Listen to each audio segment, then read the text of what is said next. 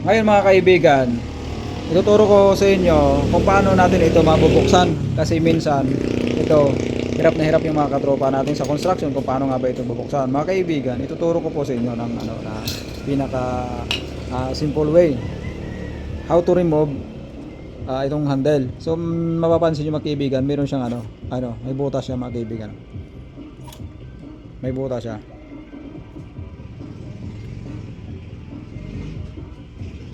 Yan. Itong butas mga kaibigan, ayun, pag pinaikot mo to, may makikita ka diyang parang pin. Itong pin lang sa loob, yung tumbukin mo ng matulis na bagay kagaya ng mga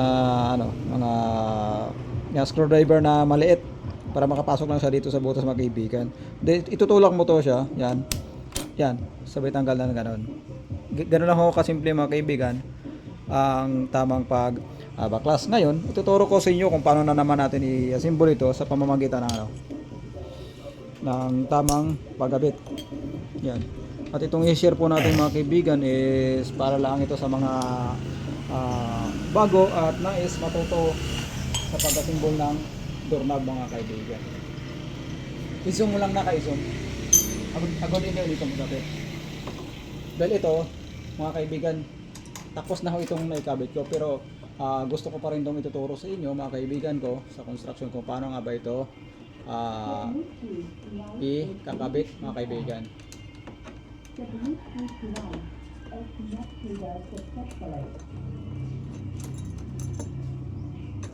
Tanggalin muna natin itong dalawang tornilyo mga kaibigan. Ito mga screw niya.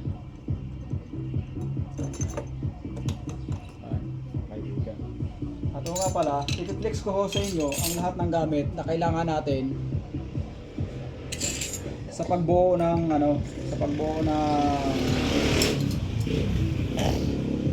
pagbuo at pagka-symbol ng natin. Una-una mga kaibigan, kailangan natin yung martilyo.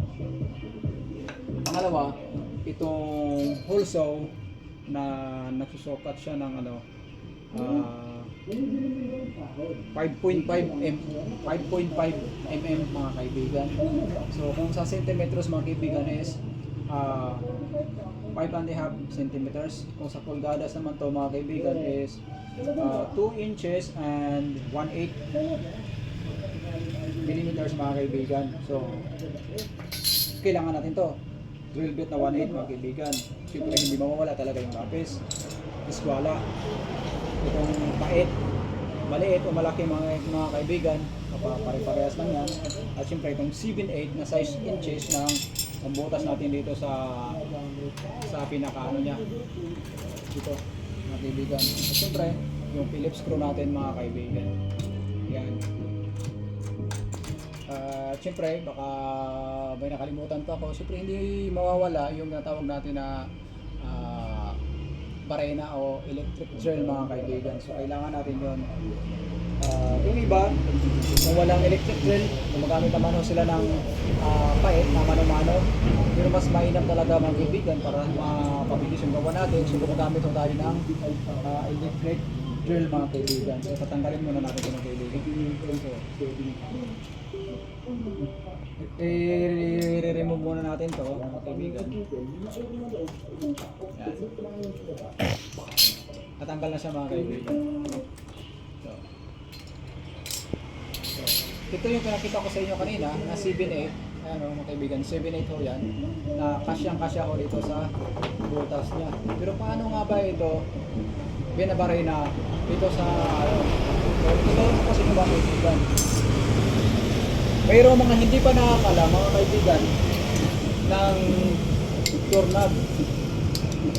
Dahil itong doorknob mga kaibigan, may kanya-kanya at may sari-sariling dimension o sukat ito mga kaibigan. At may paiba-iba rin itong disenyo mga kaibigan. Depende ho sa mga client natin kung ano magagandang doorknob ang gamitin natin. Marami hong ganitong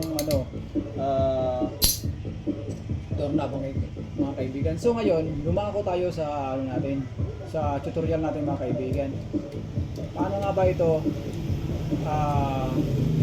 in-install ng accurate mga kaibigan?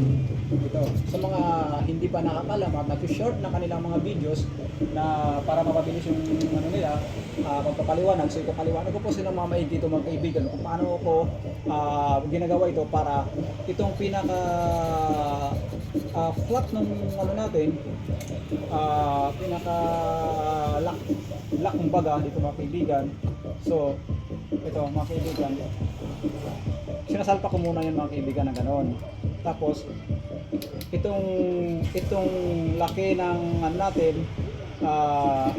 laki ng doorknob natin mga kaibigan is 5 ho to mga kaibigan. So kinukuha ko lang tong kalagitnaan na ito mga kaibigan, itong pinakasentro ng ano natin, sentro ng doorknob natin, ito mga kaibigan, pinakasentro. Then mula doon sa sentro mga kaibigan, sa sentro, at itong pinaka loob noon natin, lock natin mga kaibigan is 6 cm lang ho mga kaibigan. 6 cm. Ito mga kaibigan. At para sabihin ko rin sa inyo ng mga ganitong mga uri ng ano, pinaka-lock is paiba-iba. May mga isipan nito, may maaba. Kaya ang gawin niyo mga kaibigan, isalpak nyo lang ganun para accurate yung butas niyo rito. Dito mga kaibigan sa pinto ninyo. So ganun lang yung diskarte mga kaibigan. Kukunin niyo yung sentro ng ano natin, ng pinaka-butas natin o itong ano natin, at itatapat niyo ho rito sa ano. Yan. Yan. 6 cm so yan mga kaibigan. Yan. 6 cm. Yan. Pag nakuha niyo itong isaktong ano, sukat mga kaibigan, 6 cm, sumukat naman ho tayo rito sa ano, dito sa pinaka pinto natin mga kaibigan. Ano? Kasi ang standard ng ano natin, butas rito mga kaibigan, either 80 cm or 90 cm. Depende ho sa nagkakabit mga kaibigan. Pero ang pinaka-standard nito is 90 mga kaibigan, 90 cm mula dito sa finish ano natin, pinaka-finish ng baba ng pinto natin mga kaibigan. So, yun na yung sentro ng ano natin, sentro ng butas mga kaibigan. Ito. So, ngayon mga kaibigan, pag nakuha nyo na yung saktong ano rito, sukat dito mga kaibigan, halimbawa ito, yan, suminto na ho tayo dito mga kaibigan, yan. Sumukat naman ho tayo ng 6 cm na nagmumula kanina sa actual natin na pinakita ko sa inyo na ano, door lock. So 6 cm mula rito sa finish ng ano natin, pinto natin mga kaibigan.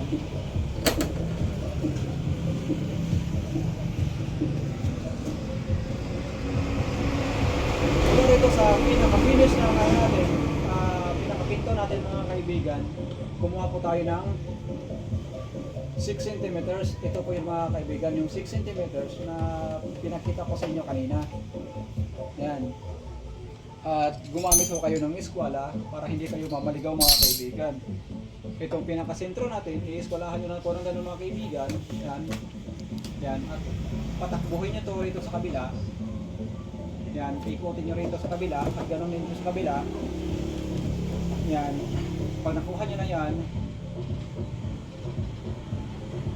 yung point dito na 6 cm mga kaibigan, yun na yung tatamaan ng pulso natin mga kaibigan. Yan. Ito mga kaibigan, niyari ko na talaga to. Yan. Kaya pag binarena nyo ito mga kaibigan, so nakakot ito sa kabila. Yan.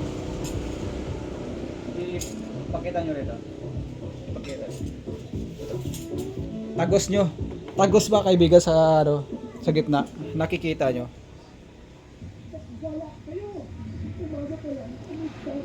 Ayan. Mapapansin nyo mga kaibigan, tagos yan sa kabila. Kasi yung tinamaan nitong 6 cm, ito mga kaibigan, yung tinamaan na 6 cm sa gitna, yun din yung point ng marking natin kanina. At doon din nagtatama sa eskwala na pinaikot natin mga kaibigan. Yan. Ito po mga kaibigan.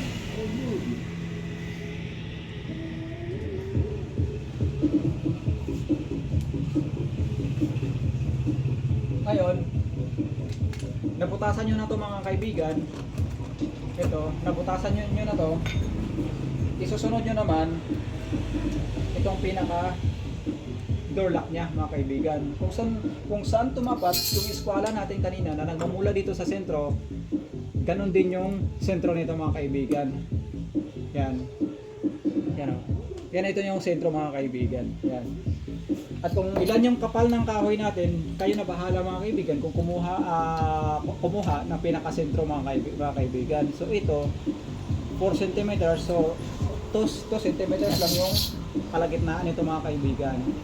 Ito 4 cm lang ho mga kaibigan, kaya 2 cm yung gitna ng ano natin, paglalagyan itong pinaka door lock niya mga kaibigan, gamit itong 7/8 na flat na drill. So ito po yan mga kaibigan, so kasyang-kasya na po yan mga kaibigan. Yan.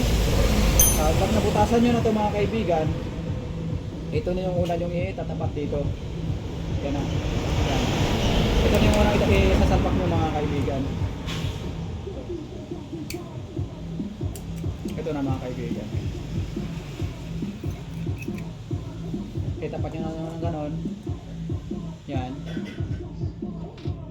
At isunod nyo na ito mga kaibigan. Ito. At itong ano rito is adjustable to mga kaibigan. Adjustable. Yan. Siyempre, sisilipin nyo to. Itutulak nyo muna to. Itulak nyo muna tong pinaka na nozzle para pumasok yung ano, kasi mapapansin nyo ayan o mga kaibigan. Yan. Kasi dito yan papasok mga kaibigan, no? Dito sa pinaka group na ito, ayan o. Itulak nyo na ganon. Tapos sabay tulak ng ano. Ganon. Yan. Kumapit na. Yan. Ayun o. Kumapit na sa mga kaibigan.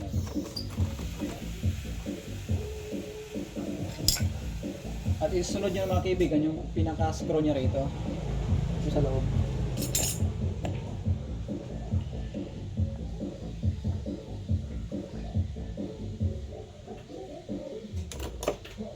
Ayun o. Tandaan nyo lang itong screw nasa taas at nasa baba. Itong butas niya mga kaibigan nasa ano yan, nasa taas at saka sa baba rin yung mga kaibigan.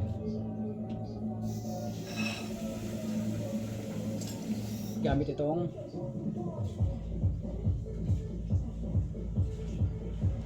Phillips screw mga kaibigan. Sisilipin nyo lang mga kaibigan.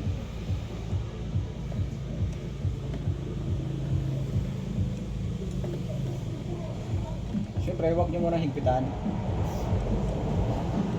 para pwede nyo mapaikot ito para masilip nyo rin itong butas sa kabila mga kaibigan. Huwag nyo muna higpitan.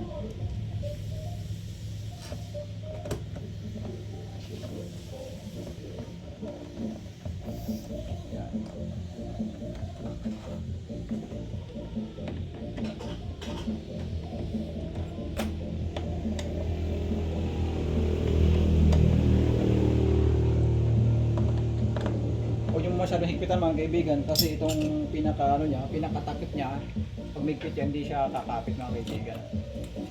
Ganito lang.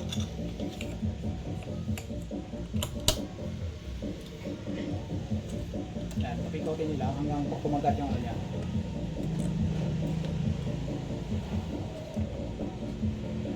Yan.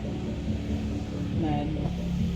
Papansin nyo mga kaibigan, itong ano niya, itong groove, ayan, may groove po siya mga kaibigan. Ayan. Dito rin siya itatapat sa may ano.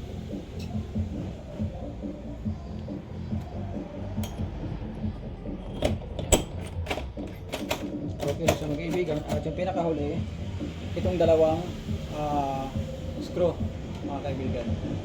Ito na yung pinakahuling ikakabit nyo.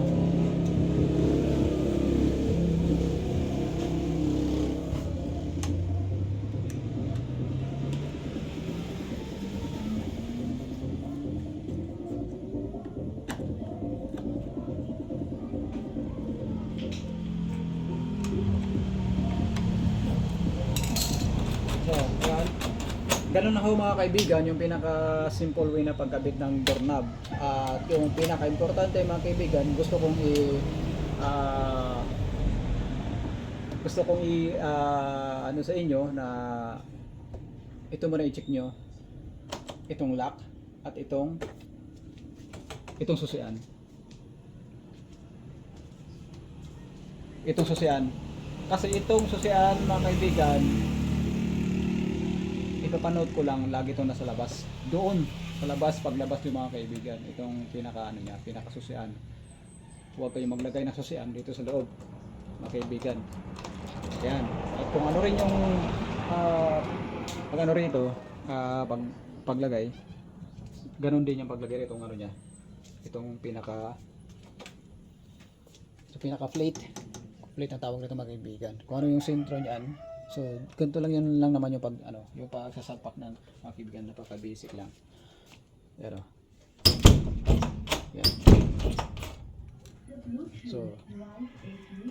So ganun lang mga kaibigan, at kung sino pa yung mga hindi nakasubscribe sa YouTube channel ko, paki-subscribe na lang po mga kaibigan. At kung ikaw ay nagugustuhan mo tong video na ito, at kung gusto mong mag-DIY sa sarili mong bahay, hindi ka na kailangan kumuha ng karpentero.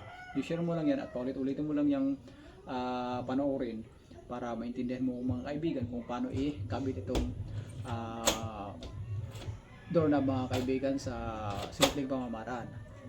So yun, sa bagong nag-subscribe sa akin, shoutout na lang sa iyo dahil hindi ka naman nag-comment. Ay kung nais ko mag-comment dyan, babatiin ko naman kayo ng salamat sa support ibinigay nyo sa channel ko mga kaibigan, at maraming salamat.